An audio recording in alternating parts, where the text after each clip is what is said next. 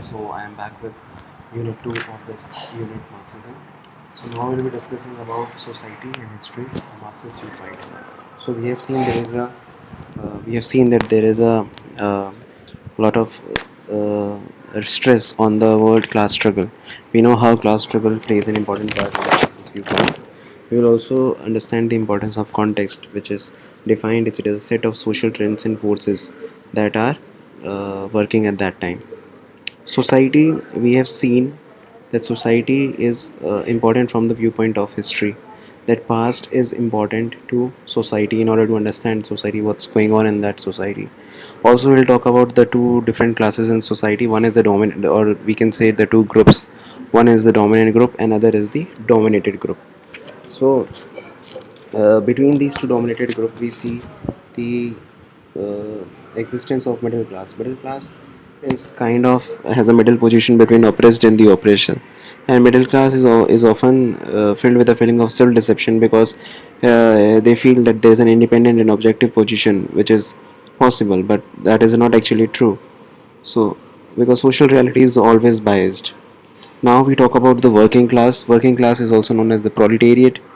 Now they are working class or proletariat is the only section which is under exploitation by the organization or the social arrangement, especially in capitalism, where they're being oppressed by the upper class or the owners of the company or the factory. So next is change. So what is change? It is improving and transforming things. So, or we can interpret in this way that it is, or we can have the interpretation of desire to change. So here it is important that we talk about the individual. When we talk about the individual, we will also talk about uh, we can say how our every decision is determined by the society and its rules. So whatever we decide, it is not our desire, but it depends upon the consequences of our decision. Suppose if we take decision, how it is going to what kind of results it is going to give you. So it is basically dependent on that.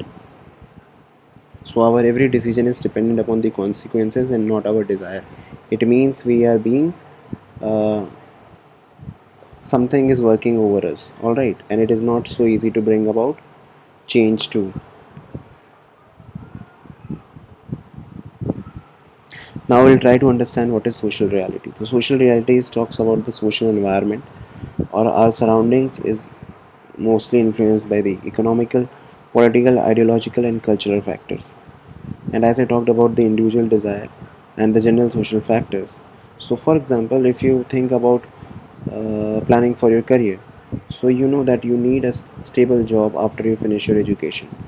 So, even if you have a desire to do something else, you will not be able to do so because the society demands you to be responsible and to have a stable job.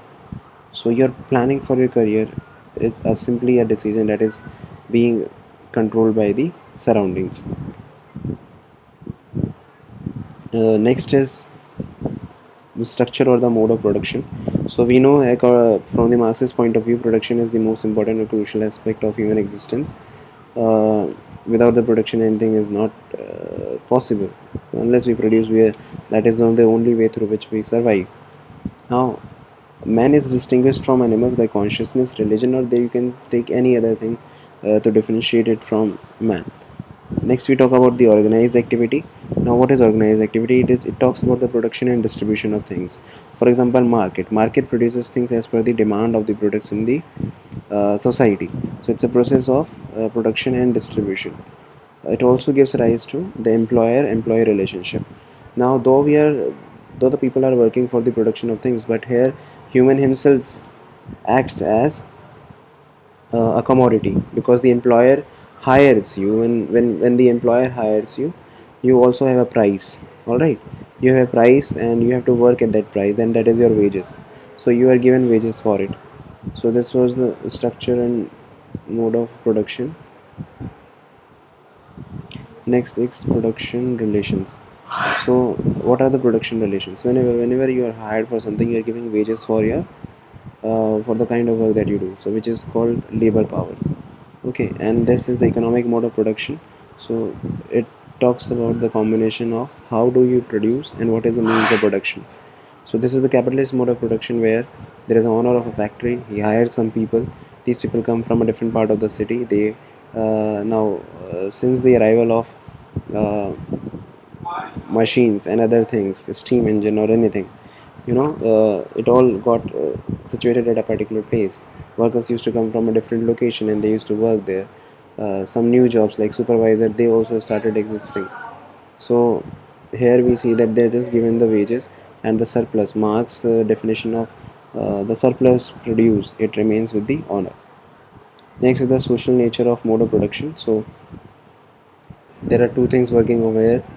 One is the fate, which is the deciding factor, or how you can, with this opportunity that is the social organization gives you, you can change your fate.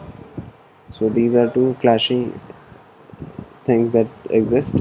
Then there is the idea of revolution. Idea of revolution, just now I talked about it to you. Basically of handmill and steam engine, when they arrived, they suddenly the amount of production increased to a greater extent.